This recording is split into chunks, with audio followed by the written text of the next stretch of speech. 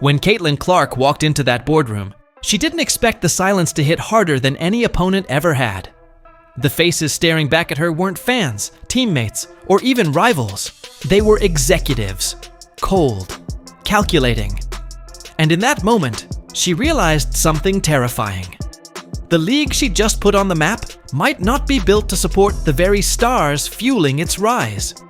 She had carried women's basketball to unprecedented heights. Record-breaking ratings. Sold-out arenas. Millions of new fans. But now, Caitlin Clark stands at a crossroads that no one, not even she, saw coming. What happened behind those closed doors? What betrayal could push the WNBA's biggest star to consider walking away from it all? This isn't just about money or fame. It's about broken promises, mounting pressure, and a system that may be rigged against the very player who saved it. And if Clark decides to leave, the WNBA might not survive it. Caitlin Clark didn't just enter the WNBA, she detonated into it. Drafted by the Indiana Fever, she instantly turned a struggling franchise into the most talked about team in the league. Her jersey sold out in hours. Tickets vanished weeks in advance. Overnight, the Fever went from empty seats to standing room only. But this wasn't just hype. Clark delivered. Night after night, she put up eye-popping numbers. 19.2 points, 8.4 assists, 5.7 rebounds per game. And more importantly, she dragged the Fever into playoff contention for the first time in nearly a decade. TV networks scrambled to air her games. Sponsors flooded in. Even casual sports fans, many who had never watched a WNBA game, suddenly tuned in for one reason: Caitlin Clark. Her impact shattered records. She wasn't just a rookie, she was a movement. The Caitlin Clark effect became the league's secret weapon. But what happens when your biggest weapon starts to question whether it's worth it? Because behind every highlight reel was a growing storm that no one saw coming. For all the records Caitlin Clark has broken, there's one number that doesn't make sense: her paycheck. Despite generating millions in revenue for the WNBA, her maximum salary is capped at just around $230,000. That's not a typo. That's the ceiling for the league's most valuable player. To put it in perspective, she's filling arenas, breaking TV records, and single-handedly making women's basketball relevant again.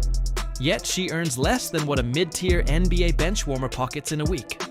The math doesn't lie. Based on her market impact alone, Clark is easily worth millions annually. Endorsements and outside deals help, sure. But when it comes to the league itself, the very institution she's lifted, the rewards just don't add up. And that's where the frustration starts to boil over. Clark isn't the first WNBA player to face this pay gap, but she is the first to drag the league into the national spotlight while getting paid a fraction of what she's worth. Fans cheer her name, but behind the scenes, she's locked into a system that profits off her without properly paying her back. And the worst part? Even if she wanted more, she can't just walk away. Because that's where the real trap begins. Caitlin Clark may be the face of the WNBA, but behind the spotlight, she's stuck in a contract that gives her almost no control over her future. Her rookie deal, like every WNBA rookie's, isn't built for leverage. It comes with team options, restricted free agency, and a structure specifically designed to limit player mobility. Translation? Even if Clark is unhappy, frustrated, or simply wants change, her options are locked down. She can't demand a trade, she can't renegotiate, and she definitely can't chase better offers. Not in a league where freedom is a luxury, not a right. To make things worse, the collective bargaining agreement that governs these rules was signed before Clark exploded onto the scene.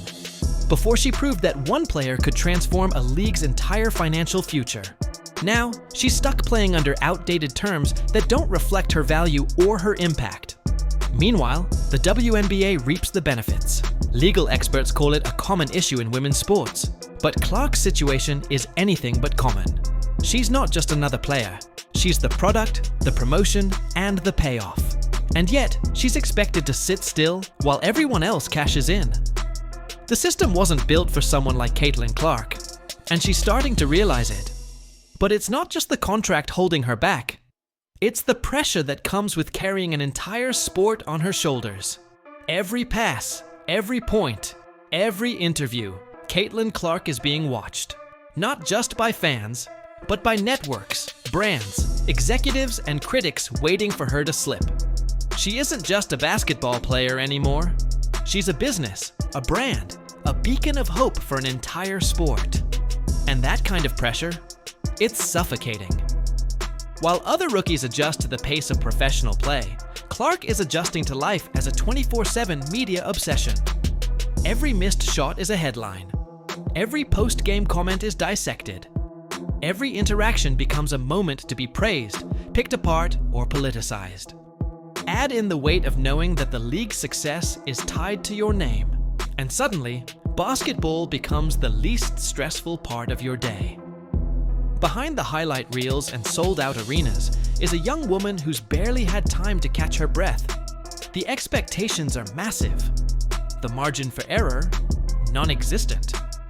And as the pressure builds, so does the question: how long can even a superstar carry the league without breaking under the weight?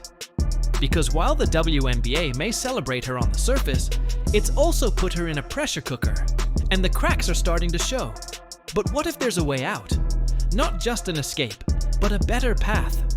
One with more money, more freedom, and far less pressure. What if the best move Caitlin-Clark could make is leaving the WNBA entirely?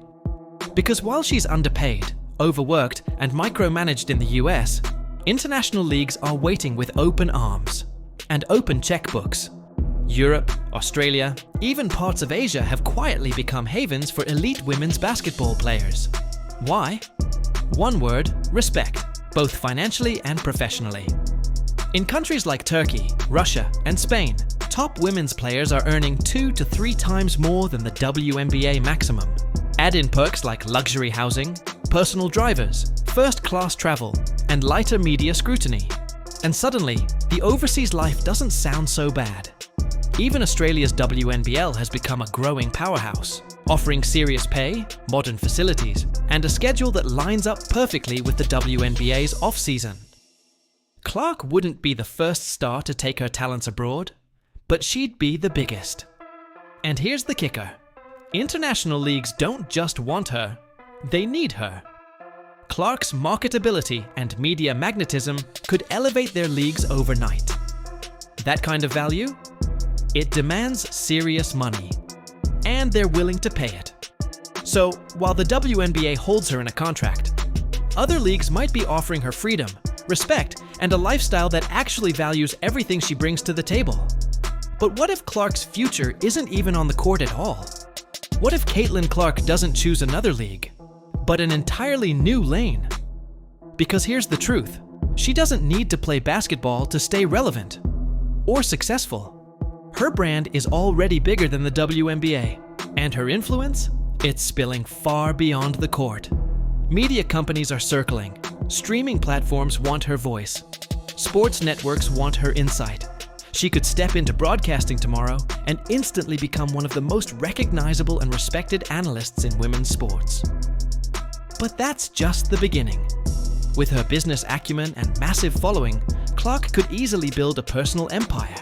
From launching training programs and youth academies to founding sports tech startups or creating signature athletic gear. She has the power to control the narrative, not just play a role in someone else's, and the timing couldn't be better. Athletes today are brands. Clark's already proved she can move merchandise, dominate headlines, and rally a generation. If she wanted to walk away from the court and turn her spotlight into a platform, she could do it on her terms. Because the reality is, she's not boxed in by basketball. She's bigger than the game. And that changes everything. But if she does stay in the sport, it might come down to who she's playing for, and whether they deserve her at all. Caitlin-Clark has already changed the game, but now the real question is whether the game will change for her. She's the most valuable player the WNBA has ever seen. Yet she's navigating a league that still treats her like just another rookie. The pressure, the contracts, the pay disparity, it's not just frustrating. It's unsustainable. If Clark walks away, it won't just be a personal decision. It'll be a wake-up call, one that shakes women's basketball at its core. And maybe that's what it takes.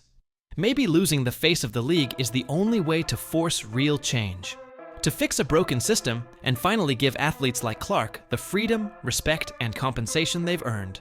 But now we turn to you. What would you do if you were Caitlin-Clark? Would you stay and fight for change from the inside? Or leave it all behind to reclaim your power elsewhere? Let us know in the comments.